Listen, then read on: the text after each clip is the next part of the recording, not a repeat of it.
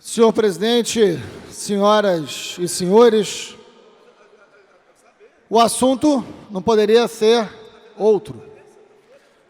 O governador em exercício do Rio de Janeiro, senhor Francisco Dornelles, decreta estado de calamidade do Rio de Janeiro. Enfim, quero chamar a atenção, deputado Paulo Ramos, deputado Eleomar Coelho, deputado Anderson, deputado Chico Carlos, o pessoal, deputado Luiz Martins, o pessoal nessa maioria é ampla, nesse momento é ampla maioria aqui do parlamento. Dizer, deputados, que o governador em exercício Francisco Dornelles, quando entrevistado sobre o estado de calamidade que ele decreta, perguntaram para ele sobre a situação do estado e ele solta, deputado Anderson, a seguinte frase: ontem pertence à história. O passado pertence à história. Ele só quer saber do presente e do futuro. Muito cômodo, governador Dornelles. Muito cômodo.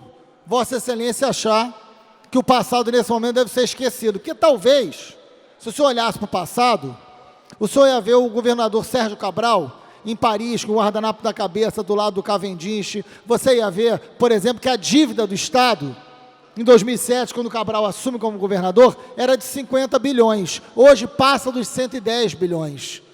Se olhar para o passado, vai saber que muito antes de qualquer debate sobre o preço do barril do petróleo, os sucessivos empréstimos absorvidos pelo governador Sérgio Cabral e pelo governador Pezão, endividaram esse Estado completamente. As isenções fiscais, que hoje ultrapassam os 138 bilhões, até 2013, já é muito maior do que isso, chega a 200 bilhões se chegarmos a 2015, mas até 2013, oficialmente, pelo Tribunal de Contas do Estado, que geralmente é tímido, inclusive, na hora de fiscalizar o governo do Rio de Janeiro, 138 bilhões, senhoras e senhores, pagaria 5 anos de folha salarial dos servidores que, nesse momento, passam fome.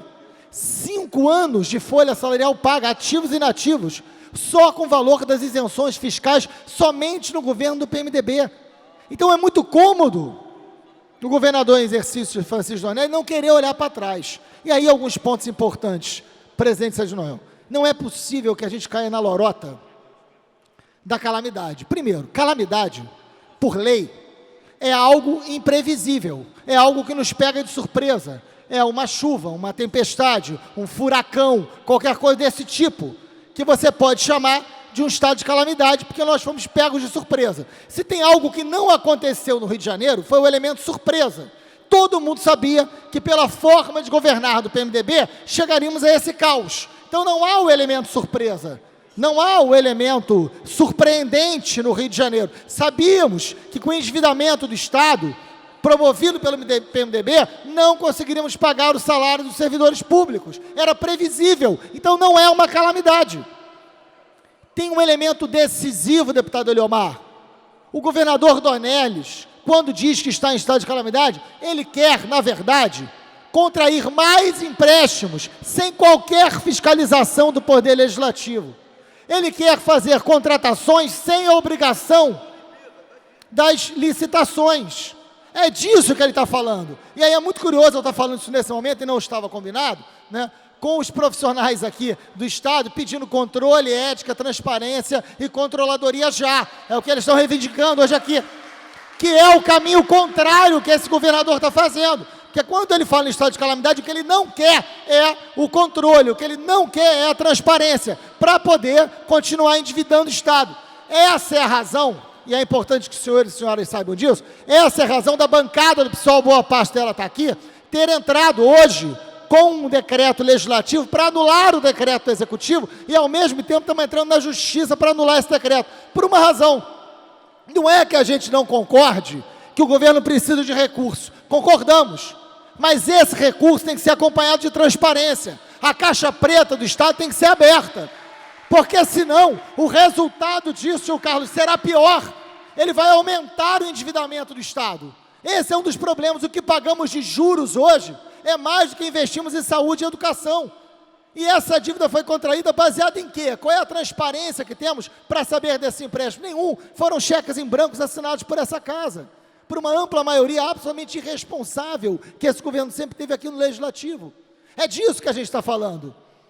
E ele é claro, aliás, no final de semana entrevistado, quando perguntado, mas governador em exercício Francisco Dornelles, esse dinheiro será para pagar o salário dos servidores públicos e aposentados? Resposta, não, fiquem tranquilos, é apenas para investir na Olimpíada.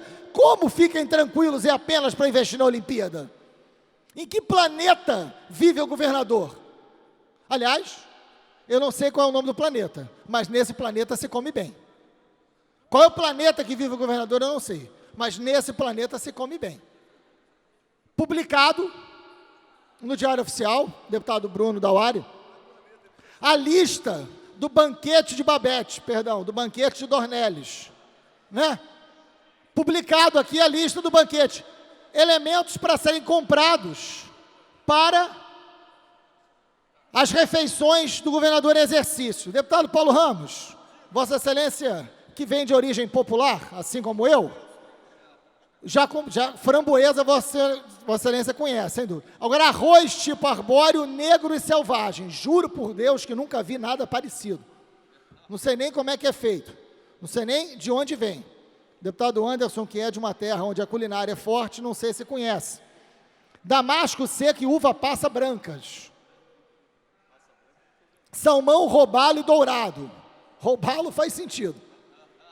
Picanha, filé, lagarto redondo. No mesmo momento, isso é um escárnio. Isso é um escárnio. Não dá nem para fazer piada com um negócio desse. Isso é um escárnio. A piada é o governo, né? Aliás, a única calamidade que tem nesse momento no Rio de Janeiro real. Eu quero dizer que nesse momento, no mesmo momento que o governo está listando 361 mil reais para comprar essas coisas para o banquete do Palácio Guanabara. Nesse mesmo momento, a tropa de choque da Polícia Militar está comendo arroz, feijão e salsicha. O hospital da Polícia Militar não tem carne. O bandejão da UERJ está fechado. A FAETEC está liberando aluno por falta de comida. E as escolas públicas do Rio estão trocando refeição por biscoito e bolo.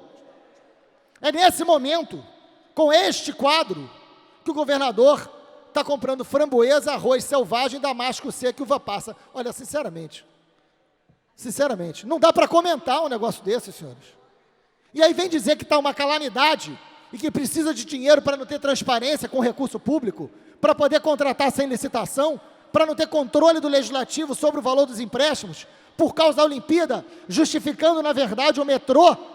E aí, por fim, eu quero saber se Vossas Excelências concordam com isso. O metrô, a linha 4 do metrô, primeiro, a linha 4 do metrô jamais deveria ter o traçado que tem. Esse traçado foi uma decisão autoritária do governo do Estado contra todas as associações de moradores do Rio de Janeiro, contra a opinião do Ministério Público, contra a opinião da Defensoria Pública. Mesmo assim, eles insistiram para beneficiar única e exclusivamente a empreiteira que administra o metrô, porque governa para a empreiteira, que paga a sua campanha. É disso que a gente está falando. Por isso a linha 4 do metrô é um prolongamento da linha 1 e da linha 2. Por isso a ineficácia e a péssima qualidade do metrô do Rio de Janeiro. O metrô do Rio de Janeiro, a linha 4, deputado Eleomar Coelho, que conhece bem esse debate, o orçamento inicial da linha 4 do metrô era de 5 bilhões. Olhem os documentos. Era de 5 bilhões o orçamento inicial da linha 4. Sabe quanto o Estado já absorveu de empréstimos? 14 bilhões 217 milhões. Era de 5 o orçamento inicial, contando com juros, porque vários desses empréstimos foram em dólar, ou em juros, já devemos, na linha 4 do metrô, o Estado já deve 17 bilhões, de um orçamento inicial de 5, e a linha 4 não está pronta. E vai dizer que é um estado de calamidade, para pegar mais dinheiro sem nenhum controle, sem transparência, para dizer que é para a linha 4, porque a Olimpíada precisa disso, endivida o Rio de Janeiro, é inaceitável. Para concluir, o governador Dornelles e o PMDB não têm mais a menor condição moral de continuar à frente do governo do Rio de Janeiro. Essa medida deputado Luizinho, essa medida de dizer que é um estado de calamidade deveria ter o mínimo de dignidade de ser acompanhado da sua renúncia. O governador Dornelles e o governador Pezão deveriam, neste momento, renunciarem, os dois, ao cargo de governador e vice-governador e promover imediatamente a eleição. É o mínimo de quem faliu e acabou com as contas públicas do Rio de Janeiro, de quem está deixando aposentado sem dinheiro, de quem acha que tem que comer esse banquete enquanto não tem comida para policiais, professores e profissionais de saúde nos seus locais de trabalho. O mínimo que se espera desse governo é que possa, neste momento, imediatamente, pedir as contas e sair. A renúncia é a única atitude legítima que esse governo pode dar, porque se temos calamidade no Rio de Janeiro, e temos, a calamidade hoje do Rio se chama PMDB, e o seu modelo irresponsável de governo que endividou e que faliu o Rio de Janeiro. A bancada do PSOL, nesse momento, se posiciona favorável à renúncia do governo do PMDB, que a gente possa, neste mesmo ano, promover as eleições e devolver o rumo da transparência e da ética política do Estado do Rio. Obrigado.